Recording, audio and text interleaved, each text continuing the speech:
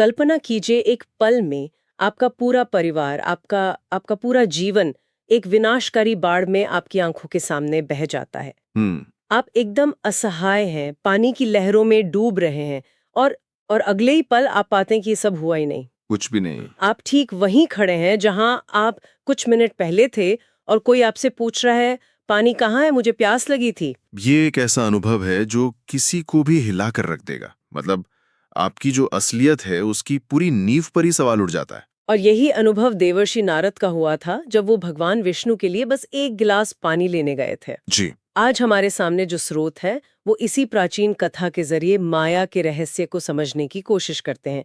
ये सिर्फ एक कहानी नहीं है, ये एक एक बहुत गहरा मनोवैज्ञानिक और दार्शनिक सफर है। बिल्कुल। और कहानी तब शुरू होती है जब नारद अपने पिता ब्रह्मा उनसे जुड़ी एक घटना को लेकर थोड़े परेशान होकर विष्णु के पास वैकुंठ पहुंचे थे। हाँ, और जब नारद ने अपनी सारी चिंताएं बताईं, तो विष्णु ने बस मुस्कुराकर एक जवाब दिया। क्या? उन्होंने कहा, ये सब माया है। बस इतना? बस इतना। और नारद, जो खुद एक महान ऋषि थे, वो इस जवाब से बिल्कुल संतुष्ट नहीं हुए। उन्होंने सीधा सवाल पूछा, जो आज हमारी चर्चा का केंद्र है, आखिर ये माया है क्या? और विष्णु ने इसका जवाब किसी उपदेश से नहीं दिया, बल्कि एक अनुभव से दिया। एक ऐसा अनुभव जो नारद को 12 साल लंबा लगा, लेकिन असल में कुछ ही पलों में घट गया था। तो चलिए इस हैरान कर देने वाली कहानी को परत दर परत खोलते हैं और समझते हैं कि माया असल में काम कैसे करती है। बिल्कुल। तो जब नारद ने पूछा माया क्या है, विष्णु ने कोई परिभाषा नहीं दी। उन्होंने बस एक बहुत ही साधारण सी बात कही, जी। मुझे प्यास लगी है, जाओ मेरे लिए थोड़ा पानी ले आओ, फिर मैं तुम्हें बताता हूँ। ये थोड़ा अजीब नहीं है? इतना बड़ा दार्शनिक सवाल और जवाब में एक घरेलू काम। पहली नजर में अजीब लगता है, लेकिन यहीं पर, इसी में गहरा रहस्य छुपा है। ये सिर्फ पानी मंगवाना नहीं था। तो क्या था ये? ये एक प्रैक्टिकल लेसन की शुरुआत थी। देखिए, ज्ञान दो तरह का होता है। एक जो हम सुनकर या पढ़कर सीखते हैं, जिसे परोक्ष ज्ञान कहते हैं, और दूसरा जो हम अनुभव करके सीखते हैं, अपरोक्ष ज्ञान। अच्छा। तो विष्णु नारद को किताबी परिभाषा नहीं देना चाहते थे। वो चाहते थे कि वो माया का सीधा अनुभव करें। मतलब शो डोंट टेल वाला सिद्धांत। ठीक है, तो नारद पानी लेने के लिए वैकुंठ से बाहर नदी की ओर चल पड़ते हैं। हाँ। और जैसे ही वो नदी के किनारे पहुंचते हैं, उनकी दुनिया पूरी तरह से बदलने वाली थी। बिल्कुल। वहां उनकी नजर एक बेहद सुंदर युवती पर पड़ती है। स्रोत बताते हैं कि उसकी सुंदरता इतनी इतनी अलौकिक थी कि नारद उसे बस देखते ही रह गए। और वो एक पल में सब कुछ भूल गए। सब कुछ? सब कुछ। मतलब वो ये तक भूल गए कि विष्णु प्यासे हैं, कि वो इंतजार कर रहे हैं। हाँ बिल्कुल। वो ये भी भूल गए कि वो वैकुंठ में हैं और उनका यहाँ आने का असल मकसद क्या था। ऐसा कैसे हो सकता है? यही तो माया का पहला और सबसे शक्तिशाली प्रभाव है। ये हमारी चेतना पर एक पर्दे की तरह काम करती है। ये हमारी प्राथमिकताओं को एक झटके में बदल देती है।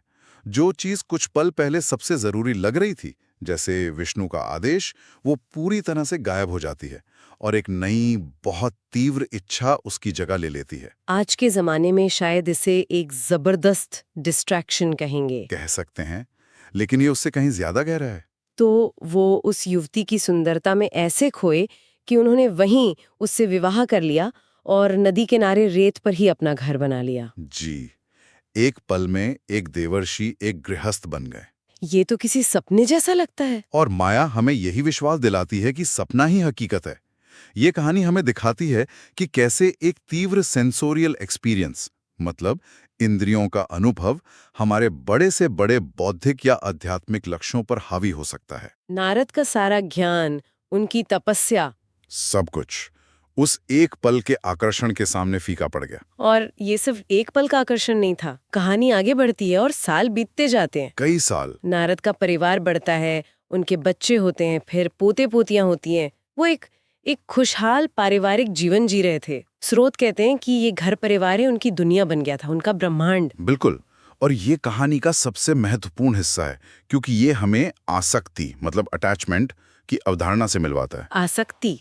नारद का सुख, उनकी पहचान अब उस जीवन से पूरी तरह जुड़ चुकी थी। वो अब सिर्फ नारद नहीं थे, वो एक पति थे, एक पिता थे, एक दादा थे। उनका पूरा अस्तित्व ही इन भूमिकाओं पर निर्भर हो गया था। लेकिन इसमें गलत क्या है? एक परिवार से प्यार करना, खुश रहना, ये तो एक अच्छा जीवन है। उन्हें एक संपूर्ण और संतुष्टि भरा जीवन मिला था। देखिए, कहानी इसको अच्छा या बुरा के चश्मे से नहीं देख रही है। वो बस आसक्ति का जो स्वभाव है उसे उजागर कर रही है। अच्छा। आसक्ति का मतलब है जब हमारी खुशी और हमारा अस्तित्व किसी बाहरी चीज पर निर्भर हो जाए, चाहे वो इंसान हो, चीजें हो या कोई पद हो। नारद को लगने लगा था कि ये सुख हमेशा बना रहेगा, और यही माया का सबसे बड़ा भ्रम है। क्या? क्षणभंगुर चीजों में स्थायित्व खोजना। ये कुछ वैसा है जिसे आज के मनोवैज्ञानिक हेडोनिक ट्रेडमिल कहते हैं। हमें लगता है कि एक नई नौकरी या एक नया घर हमें हमेशा के लिए खुश कर देगा, लेकिन जैसे ही वो मिलता है, हम किसी अगली चीज के पीछे भागने लगते हैं। बिल्कुल सही। नारद उस ट्रेडमिल पर पहुंच चुके थे और उन्हें लग रहा था कि वो अपनी मंजिल पर हैं। अपनी छोटी सी दुनिया में इतने खो गए थे कि उन्हें वो अनंत ब्रह्मांड याद ही नहीं रहा जहां से वो आए थे। और उन्होंने घर कहाँ बनाया था? रेत पर। ये इस बात का प्रतीक है कि भौतिक दुनिया की नींव कितनी अस्थायी होती है। और फिर वो नींव हिल गई। एक दिन बिना किसी चेतावनी के प्रलय आ गया। आसमान काला हो गया, बिजली कड़कने लगी और मूसलाधार बारिश होने लगी। नदी जिसके किनारे उन्होंने अपना घर बसाया था, उसी नदी में भयानक बाढ़ आ गई। जी। ये सिर्फ एक प्राकृतिक आपदा नहीं है, ये उस भ्रम के टूटने का प्रतीक है। ये दिखाता है कि जिस दुनिया को हम इतना ठोस और स्थायी मानते हैं, वो असल में कितनी नाजुक है। हमारा उस पर कितना कम नियंत्रण है। बिल्कुल। श्रोता उस दृश्य का बहुत ही विनाशकारी चित्रण करते हैं। नारद की आंखों के सामने उनका पूरा परिवार, उनकी पत्नी, बच्चे, पोते पोतियां सब उस तेज धारा में बह गए। वो उन्हें बचाने के लिए कुछ नहीं कर सके। कुछ भी नहीं। और अंत में वो खुद भी असहाय होकर उस धारा में बहने लगे। वो पल कितना भयानक रहा होगा। उस असहायता के भाव की कल्पना कीजिए। जिस परिवार को उन्होंने अपना सब कुछ माना था, जिसे उन्होंने अपने अस्तित्व का केंद्र बनाया था, वो एक पल में उनसे छिन गया। यही वो चरम पीड़ा है जो आसक्ति के टूटने से पैदा होती है। और ठीक उसी चरम पीड़ा के क्षण में कहानी का सबसे चौंकाने वाला मोड़ आता है। हाँ। जैसे ही वो उस विनाशकारी धारा में बह रहे थे, अचानक वो पाते हैं कि वो नदी में है ही नहीं। कहाँ थे वो? वो वापस वैकुंठ में है। ठीक उसी जगह पर भगवान विष्णु के सामने खड़े हैं, सूखे और सुरक्षित। ये है वो जागने का क्षण। सोचिए, एक पूरा जीवन काल जिसमें शादी की खुशियां थीं, बच्चों के बड़े होने का सुख था, और फिर सब कुछ खोने का भयानक दुख। सब कुछ, ये सब एक पल में गायब हो गया। ये अनुभव ही माया की असलियत को उजागर करता है, जिसे हम एक लंबा ठोस यथार्थ समझ रहे थे। वो असल में एक विचार, एक सपने जितना ही अस्थायी था। ये तो किसी वर्चुअल रियलिटी गेम जैसा लगता है। बिल्कुल। आप घंटों तक एक काल्पनिक दुनिया में रहते हैं, अपने अवतार से पूरी तरह जुड़ जाते हैं, और फिर जैसे ही आप हेडसेट उतारते हैं, आपको एहसास होता है कि आप तो बस अपने कमरे में बैठे थे, वो पूरी दुनिया गायब है। बिल्कुल। नारद ने अभी अभी दुनिया का सबसे एडवांस्ड वीआर हेडसेट उतारा था। जब वो वैकुंठ में वापस आते हैं तो वो पूरी तरह से भ्रमित और गहरे सदमे में थे। और तभी विष्णु ठीक वही सवाल पूछते हैं जो उन्होंने नारद के जाने से पहले पूछा था। नारद, पानी कहाँ है? मैंने कहा था कि मुझे प्यास लगी है। ये सवाल उस समय कितना चुभने वाला लगा होगा। हाँ, नारद जिन्होंने अभी एक पूरा जीवन खो दिया है, वो चीख पड़ते हैं, मेरी पत्नी, मेरे बच्चे, मेरा घर कहाँ है? उन्हें अब जाकर एहसास होता है कि 12 साल का वो जीवन, वो सारी खुशियां और वो सारा दुख सब एक भ्रम था। और तब विष्णु मुस्कुराते हुए माया का असली अर्थ समझाते हैं। वो कहते हैं, अब समझे, ये जो पीड़ा तुम महसूस कर रहे हो, ये किसी के खोने की पीड़ा नहीं है, ये आसक्ति की पीड़ा है। ये पीड़ा उस चीज से जुड़ने से आती है जो स्वभाव से ही क्षणिक है।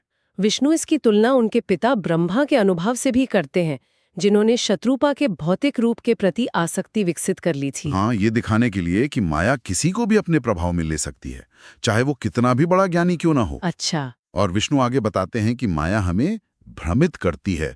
ये हमारा ध्यान अनंत यानी परभ्रम से हटाकर सीमित चीजों पर लगा देती है। परिवार, धन, मान सम्मान। श्रोत में एक बहुत ही शक्तिशाली पंक्ति है। कौन सी? परभ्रम ही एकमात्र वास्तविकता है, एकमात्र सत्य, बाकी सब कुछ तुम्हारी उंगलियों से फिसलती रेत है। वाह, ये उपमा बहुत गहरी है। आप रेत को मुट्ठी में कितना भी कसकर पकड़ने की कोशिश करें, वो फिसल ही जाएगी। तो क्या इसका मतलब ये है कि हमें दुनिया में किसी चीज से जुड़ना ही नहीं चाहिए? क्या हमें किसी से प्यार नहीं करना चाहिए? ये तो बहुत अव्यवहारिक लगता है। ये एक बहुत ही महत्वपूर्ण सवाल है, और दर्शन इसका जवाब उदासीनता में नहीं, बल्कि अनासक्ति में देता है। दोनों में क्या फर्क है? बहुत फर्क है। उदासीनता का मतलब है परवाह ना करना, अनासक्ति का मतलब है पूरी तरह से शामिल होना, प्यार करना, अपनी जिम्मेदारियां निभाना, लेकिन ये जानते हुए कि ये सब स्थायी नहीं है। मतलब अपनी खुशी को इन चीजों के होने या न होने पर निर्भर न करने की कला। बिल्कुल, उस वीआर गेम की प्लेयर की तरह जीना जो गेम को पूरे जुनून से खेलता है, लेकिन हमेशा ये याद रखता है कि ये सिर्फ एक गेम है। उसकी असली पहचान प्लेयर के रूप में है, अवतार के रूप में नहीं। आपने बिल्कुल सही पकड़ा। विष्णु नारद को यही समझा रहे थे। और कुछ दर्शनों में इसे सिर्फ भ्रम नहीं बल्कि भगवान की लीला या दिव्य खेल भी कहा जाता है। लीला मतलब एक खेल? हाँ, शायद ये ब्रह्मांड एक खेल का मैदान है जिसे अनुभवों के माध्यम से आत्मा को सिखाने के लिए बनाया गया है। विष्णु का मुस्कुराना शायद इसी लीला का संकेत है। ये एक दिलचस्प दृष्टिकोण है। तो माया सिर्फ एक जाल नहीं है बल्कि एक शिक्षक भी हो सकती है। संभवतः ये हमें अनुभवों के माध्यम से वो सिखाती है जो हम केवल पढ़कर नहीं समझ सकते। और अंत में विष्णु लक्ष्य समझाते हैं, जब कोई माया को खो देता है तभी उसे मोक्ष मिलता है। मोक्ष का मतलब इस खेल से बाहर निकलना नहीं है? नहीं, बल्कि खेल को खेलते हुए ये समझ जाना है कि ये खेल है। आसक्ति के बंधन से मुक्त हो जाना ही मोक्ष है। कहानी के अंत में एक बहुत ही रहस्यमयी बात होती है। विष्णु ब्रह्मांड को आकार लेते हुए देखते हैं, जीवन को पनपते हुए देखते हैं और मुस्कुराते हैं, और फिर वो नारद को एक चेतावनी देते हैं। हाँ, और ये शायद पूरी कहानी का सबसे महत्वपूर्ण संदेश है। वो नारद से कहते हैं, नारद, खुद को तैयार करो, अभी बहुत माया होने वाली है। एक मिनट, नारद को इतना बड़ा सबक सिखाने के बाद विष्णु ये क्यों कह रहे हैं कि ये तो बस शुरुआत है? ये थोड़ा क्रूर नहीं लगता? क्रूर लग सकता है, लेकिन ये यथार्थवादी है। विष्णु का ये कथन दिखाता है कि माया कोई एक बार की परीक्षा नहीं थी जो नारद ने पास कर ली। माया इस ब्रह्मांड की संरचना का, इसके ऑपरेटिंग सिस्टम का हिस्सा है। जैसे जैसे ब्रह्मांड का विस्तार होगा, जीवन और जटिल होगा, रिश्ते और गहरे होंगे। माया के खेल और भी सूक्ष्म शक्तिशाली होते जाएंगे। बिल्कुल। तो ये चेतावनी सिर्फ नारद के लिए नहीं थी, ये आने वाली हर पीढ़ी के लिए थी, हम सब के लिए। बिल्कुल। ये मानव की स्थिति पर एक टिप्पणी है। हम सब नारद की तरह हैं, जो एक मिशन पर निकले हैं, लेकिन रास्ते में अनगिनत आकर्षणों और रिश्तों में खो जाते हैं, और हम सब रेत पर ही अपने घर बना रहे हैं। तो अगर हम इस पूरी गहरी चर्चा को समेटें, तो माया सिर्फ एक भ्रम नहीं है, ये एक शक्तिशाली शक्ति है जो भौतिक संसार और हमारी आसक्तियों से पैदा होती है। जी। ये हमें परम सत्य से दूर ले जा सकती है, लेकिन साथ ही ये एक शिक्षक भी है जो हमें अनुभव के जरिए अनासक्ति का पाठ पढ़ा सकती है। और ये एक दिव्य लीला का हिस्सा भी हो सकती है। आपने बहुत अच्छे से इसे संक्षेप में बताया। ये कहानी हमें याद दिलाती है कि जीवन में दुख चीजों के चले जाने से उतना नहीं होता जितना उन क्षणभंगुर चीजों से हमेशा के लिए जुड़े रहने की हमारी जिद से होता है। ये एक ऐसा विचार है जिसे आत्मसात करने में शायद पूरा जीवन लग जाए। हाँ, और ये हमारे सुनने वालों के लिए एक गहरा सवाल भी छोड़ जाता है। क्या? विष्णु के अनुसार पीड़ा क्षणिक संसार से आसक्ति के कारण होती है। तो सवाल ये उठता है कि इस दुनिया में पूरी तरह से शामिल होने, प्यार करने, जिम्मेदारियां निभाने, और दूसरी तरफ विनाशकारी आसक्ति, इन दोनों के बीच की वो महीन रेखा कहाँ है? क्या बिना आसक्ति के प्रेम करना और अपने कर्तव्यों का पालन करना संभव है? ये एक ऐसा विरोधाभास है जिसका उत्तर शायद हर किसी को अपने जीवन के अनुभवों में ही खोजना होगा।